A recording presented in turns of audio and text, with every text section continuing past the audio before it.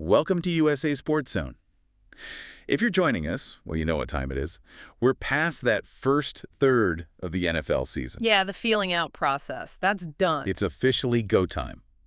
This is where things get serious. Absolutely right. And look, if you've been following our analysis, it's been pretty sharp, wouldn't we say? We're sitting at, what, 57-21 straight up. Pretty solid, yeah. But, straight up wins are one thing. Oh, for sure. The real test, the number that really tells you if you're seeing things clearly, is against the spread. And that's where we're at 43-35, being over .500 ATS 5 weeks in. I mean, that's not just guessing. No, it means we're hopefully dialing in on the matchups, the injuries, the schemes. Exactly, seeing the whole picture. Okay, good.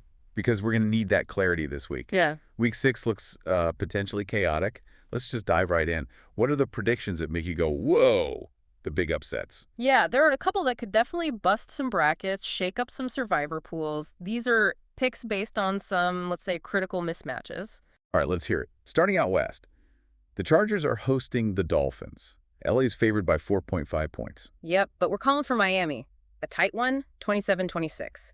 An outright Dolphins win on the road. Okay, wow. Miami making that long trip. Yeah. Why the confidence? The Chargers usually play well at home. Usually, yes, but they are really beat up right now. It's not just that they faded badly in the second half last week. They're making that long trip back home, and here's the key. Their O-line and their safety spots are just decimated by injuries. Okay. Now, normally, you'd look at Miami's run defense, which, let's be honest, has been pretty bad. Atrocious might be the word. So you'd think the Chargers could just run all over them. That's the conventional wisdom, right? But with the specific injuries the Chargers have, especially on the interior O-line, and their running backs banged up too. So they can't actually exploit Miami's biggest weakness. Precisely. They don't have the personnel healthy enough to lean on that power run game. Right. And then flip side, the secondary. Both starting safeties likely out. That cripples their deep coverage schemes. Which plays right into Tua's hands. You got it. We expect Tua to have a really good game, work in the middle, hitting those deep crossers. Miami turns the Chargers' injury problem into their offensive strength. Narrow win, but a win. Okay, that injury breakdown makes a lot of sense. Let's move to upset number 2. This one feels bolder. Tampa Bay Buccaneers over the San Francisco 49ers. Yep. And not just winning 30-20. 10 points against the Niners. I mean, Tampa's at home, but still, that's a statement. It is aggressive, I know. Especially since the Niners are coming off that Thursday game, so they're rested. Right. But look at Tampa Bay. Baker Mayfield is playing really efficient football right now. They're not just winning, they're running their offense smoothly. And we saw the 49ers defense, particularly their linebackers, get exposed a bit in coverage last week against the Rams. Hold on a sec. I got to jump in. Source material mentioned Mac Jones playing well for the Niners last week. That has to be a mistake of the source, right?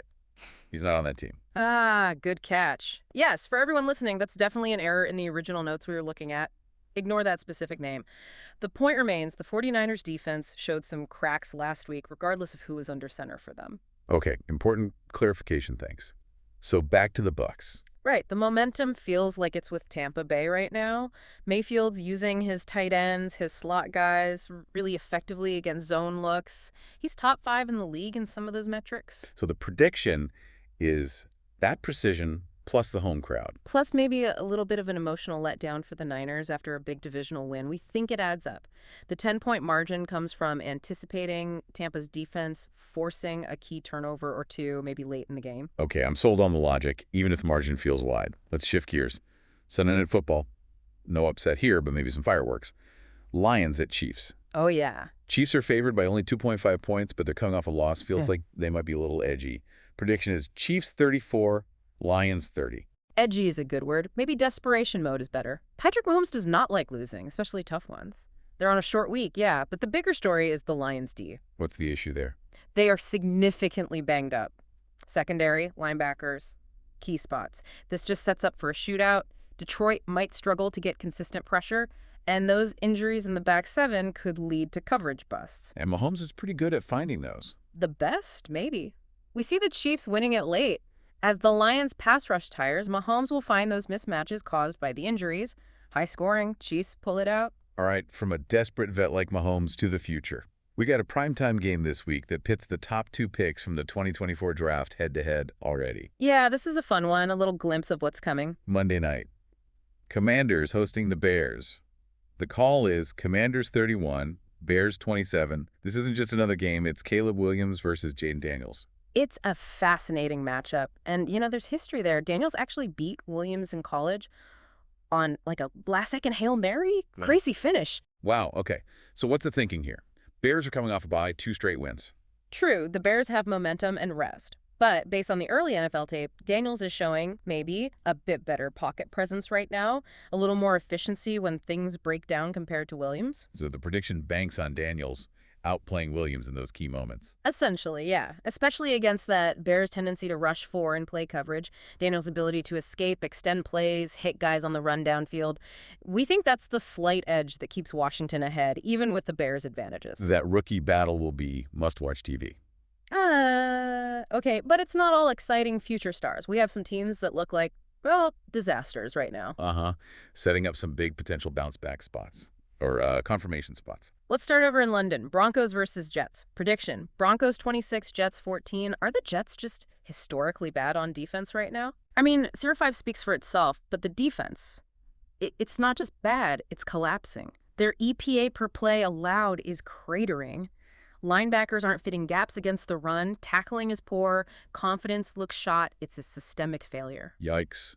Which sounds like good news for the Broncos coming off that win last week. Exactly. Denver's got some positive vibes going. Bo Nix, especially in the second half last week, looked much more comfortable. His timing was better. So you expect that carries over? Yeah, against this Jets defense, he should be able to find open receivers. Honestly, 26-14 feels almost kind, given how bad the Jets have looked. Speaking of messes, Rams at Ravens. The Rams are favored by 7.5 points. Predicted score, 31-17 Rams. How are we so high on the Rams bouncing back after getting handled by the Niners? Because the Ravens might be in even worse shape right now, especially offensively. Lamar Jackson looks likely to be out. Oh, wow. Okay. That changes everything. It forces Baltimore into a super conservative game plan. And their defense is also dealing with injuries, especially up front.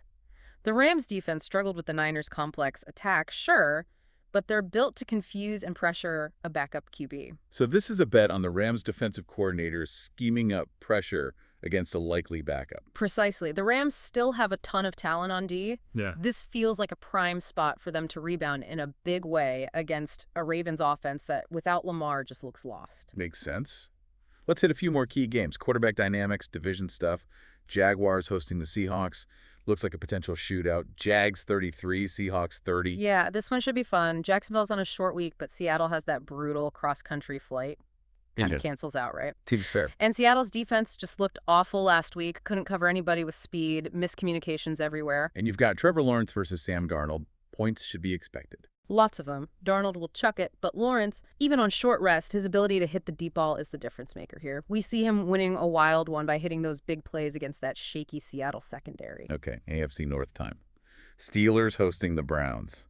Classic black and blue division feel here. Prediction. Steelers 21, Browns 18. Browns getting 5.5 points. Yeah, this feels like a field position, defensive battle, textbook, AFC North slugfest. The bye week is huge for Pittsburgh, lets them rest up, put in some wrinkles, and Aaron Rodgers, surprisingly, is playing really clean football. But the Browns' defense is legit. Even if their offense is limited, that D keeps them in every game. It'll be a grinder. What about the Bengals? Sounds like things are going south there offensively. South is putting it mildly. We've got Packers 31, Bengals 17. Cincinnati has major problems with Jake Browning under center. The fact they went out and traded for Joe Flacco tells you everything about their confidence level right now. And they're going on the road to Lambeau against a Packers team off a bye. Ouch. Yeah, recipe for disaster. The Packers D, even after looking iffy 2 weeks ago, should absolutely feast on this Bengals offense. Expect pressure, turnovers, short fields for Green Bay. It could get ugly. All right, couple more veteran situations. Raiders need a win badly after last week. They host the Titans. Prediction, Raiders 27, Titans 17. Vegas looked lifeless, just blown out last week, demoralized. But they catch a Titans team that won in miracle fashion last week and now has to play a second straight road game. That's often a letdown spot. So you expect Geno Smith and the Raiders offense to look better? A bit crisper, yeah. Better rhythm. Needs to be better on third down. We think they shake off that bad loss against a potentially flat Titans team. And finally, Thursday night, Eagles hosting the Giants. Phillies favored by 7.5. Prediction is 29-17. What's the key here? Pretty simple. Feed Saquon. The Eagles need to run him more, and you know they're going to want to do it against his old team. Makes sense. Plus, the Giants just turned the ball over too much. They did it again last week. Their young QB, Jackson Dart, is probably going to struggle against the Eagles' defensive looks. Those turnovers will lead to points and help Philly cover that spread. Okay, so let's pull back. We've gone through all these games. If you're listening, what's the big picture takeaway from Week 6? What's the theme? I think week 6 is really where the league starts to stratify. The hierarchy becomes clearer. You see which offenses are really hitting their stride. Think Dallas with Dak playing so efficiently, or Buffalo finally connecting on those deep balls with Allen. And flip side? And the flip side is you see which defenses are truly broken, whether it's injuries, scheme, tackling. Specifically, the Jets and Ravens defenses look like they're crumbling right now. This week kind of confirms those trajectories. Okay, so here's something for you, the listener, to chew on.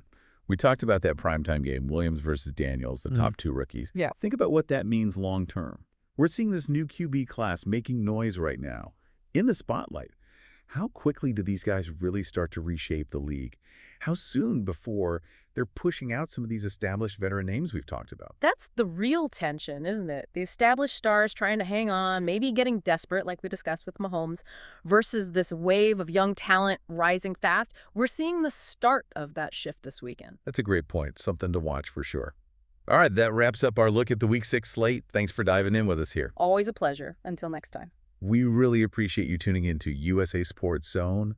And as always, gracias por escuchar el podcast.